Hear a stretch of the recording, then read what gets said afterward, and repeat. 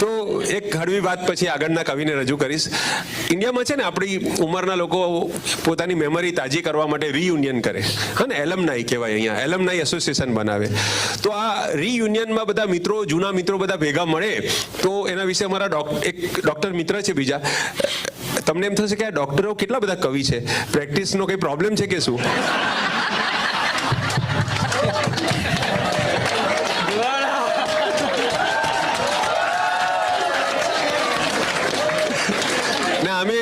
એમાં શું છે, કોરોનામાં અમારી સારવાર એવી હતી કે એમાં સાર કંઈ હતો નહીં ને વાર બહુ લાગે.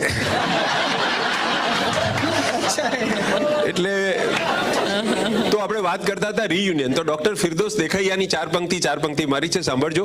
કે સૌ યાર જિંદગીની મઝધારમાં મળ્યા. રીયુનિયનમાં બધા ભેગા થાય ભરતભાઈ. કે સૌ યાર જિંદગીની મઝધારમાં મળ્યા, સાયકલ ઉપર જતા હતા એ કારમાં મળ્યા. ને એ બાળપણની મસ્તીઓ બદલાઈ ગઈ જરા, એ બાળપણની મસ્તીઓ બદલાઈ ગઈ જરા. કોમ્પ્લાન જે પીતા હતા એ બધા બારમાં મળ્યા. કે કોમ્પ્લાન જે પીતા હતા બહુ વર્ષો પછી મળ્યો એટલે આટલો ફરક તો હોય. જે પોચકા હતા હવે મેટલ થઈ ગયા, જે પોચકા હતા હવે મેટલ થઈ ગયા. માણસને જે બની ગયા એ કેટલ થઈ ગયા. ને મેડલ સહુ કટાઈ ગયા, રેન્કરો તણા. મેડલ સહુ કટાઈ ગયા, રેન્કરો તણા. ને એટીકેટી વાળાઓ સેટલ થઈ ગયા.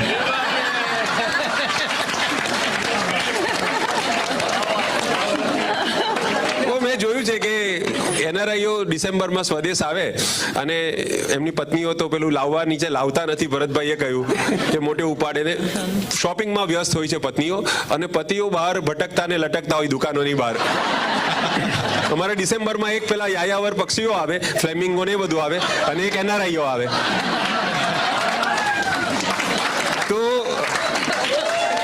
તો આ પતિઓ તમને નવરા લાગે પણ એ નવરા નથી હોતા. એ મોબાઈલ પર પોતાની could have been would be પ્રેમિકાઓને શોધતા હોય છે. એટલે could have been would be જે તો એલમનાઈનો એક પર્પઝ જ એ છે, શબ્દની અંદર જ છુપાયેલો હતો કે ત્યારે તો મનાઈ હતી પણ અત્યારે તો મળી લઈએ. તો તમે જુઓ કે ઇન્ડિયામાં છે ને આપણે યુનિયન રચાય ને બધા, તો એ અધૂરી માંગણીઓ માટે રચાય છે. પણ આ રીયુનિયન હોય ને તે અધૂરી લાગણીઓ માટે રચાય છે.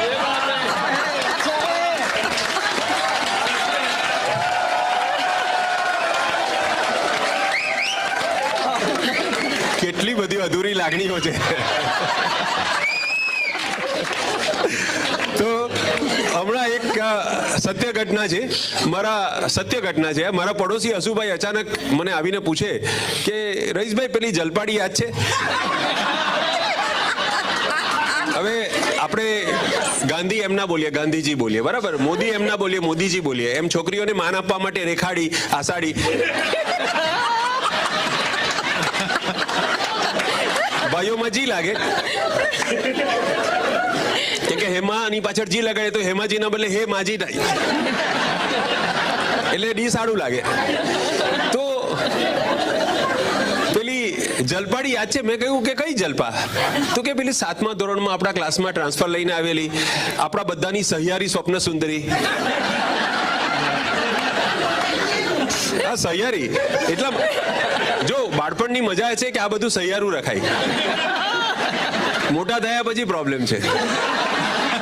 બાળપણમાં તો કોલેજના દરવાજા પર બાઇક પર બેઠા હોય 2-4 મિત્રો, અને એને નયન સુખ સાથી કહેવાય કે ભેગા મળીને નયનનું સુખ આપણે માણેલું, એમ નયન સુખ સાથી. તો મને પણ સાલું યાદ આવ્યું કે 6ઠ્ઠા ધોરણ સુધી અમને સપનામાં બધું વિકરાળ પશુઓ, ભૂત પલિત, ડાકુ આવું બધું આવતું. પણ એકવાર 7મા ધોરણમાં પેલી જલપા ટ્રાન્સફર લઈને આવી એટલે જલપાના સપના ચાલુ થયા. સપનાઓનો જોનર બદલાઈ ગયો અને અમે સૌ વાનર એકાએક નર થઈ ગયા. તો મેં પૂછ્યું કે ભાઈ પણ જલપાને યાદ કરવાનું કઈ કારણ?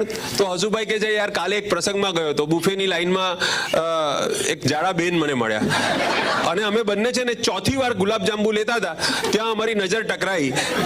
એટલે અમે સ્મિતની આપલે કરી, તમે ક્યાંના, કઈ કોલેજના, કઈ સ્કૂલમાં ભણેલા, એમ પૂછતા ખબર પડી કે તો આપણી સ્કૂલની જ હતી છોકરી. પણ આપણા ક્લાસમાં તો કોઈ એવી મેજસ્વીની નહોતી.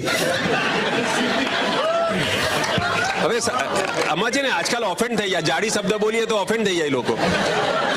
એટલે મેદસ્વીની સુખી તો મેં કીધું બીજા ક્લાસમાં હશે, પણ જલ્પાને ઓળખતી હતી. અરે સાંભળો તો ખરા યાર, એ વિશાલ દેહીની પાસે સીધો આપણે જલ્પાનો કોન્ટેક્ટ તો મંગાઈ નહીં, મારી ઇજ્જતનો સવાલ છે. એટલે મેં કહ્યું કે તમને આપણી સ્કૂલનું કંઈ યાદ છે? તો એ મને કહેવા લાગી કે હા, આપણા ક્લાસમાં એક હસુ, અમારી સ્કૂલમાં એક હસુ નામનો બહુ તોફાની છોકરો હતો, મહા તોફાની, પણ બહુ સ્વીટ હતો. તો મેં કીધું હસુભાઈને કહ્યું, તમે કહ્યું ને કે હું જ છું. અરે હું એમ કહું તો બિચારી શરમાઈ જાય ને, એના કરતા મને થયું કે આ સ્થૂળ દેહધારીણીને પૂછું હું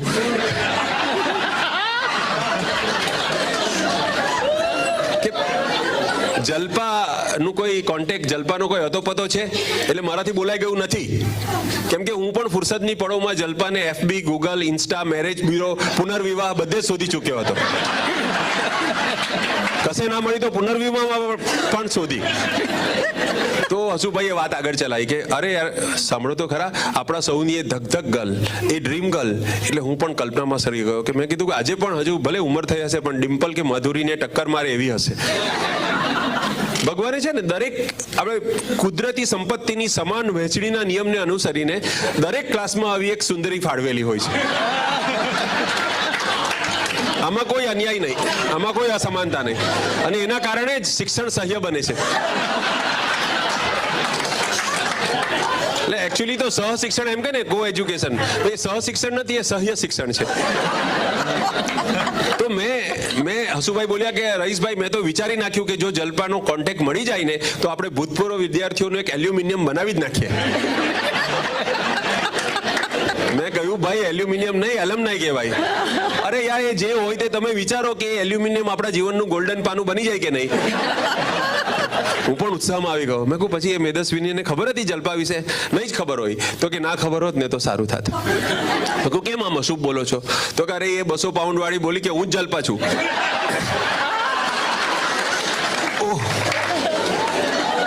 હું પણ આઘાતમાં સરી ગયો. મેં કીધું હસુભાઈ તમે પણ શું યાર, તમે આપણી જલ્પાને ના ઓળખી શક્યા? તો હસુભાઈએ ડુસકું જ મૂકવાનું બાકી રાખ્યું. અને સિમિલી કેવી આપે છે, કહે છે કે જેમ રામાયણમાં વાલીઓ લૂંટારો તપ કર્યા પછી રાફડાના થરની નીચે ઓળખી શકાય એવો નહોતો રહ્યો, એમ ચરબીના થરની નીચે આપણી જલ્પા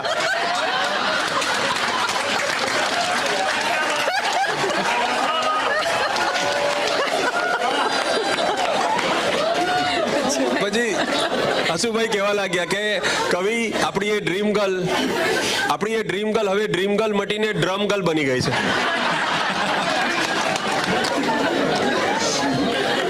હવે એમ તો કેમ કહેવાય કે આપણે જેને જલપાડી કહેતા એમાં આગળથી જલ નીકળી ગયું.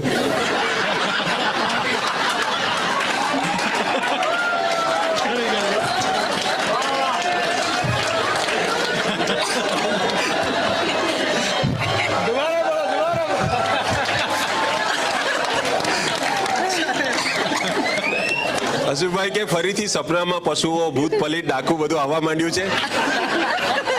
પછી મને અચાનક સવાલ થયો, પણ મેં કહ્યું તમે છેલ્લે કહ્યું તો ખરું ને એને કે તમને જે તોફાની કાનુડો બહુ સ્વીટ લાગતો હતો તે હું જ છું? તો કે હા રે, હજુ હું કહેવા જાઉં એ પહેલા જે બોલી કે અમારા ક્લાસમાં છે ને એક હસુ હતો, એના એક ઘરડા દાદા હતા, એ તમારા જેવા જ દેખાતા હતા.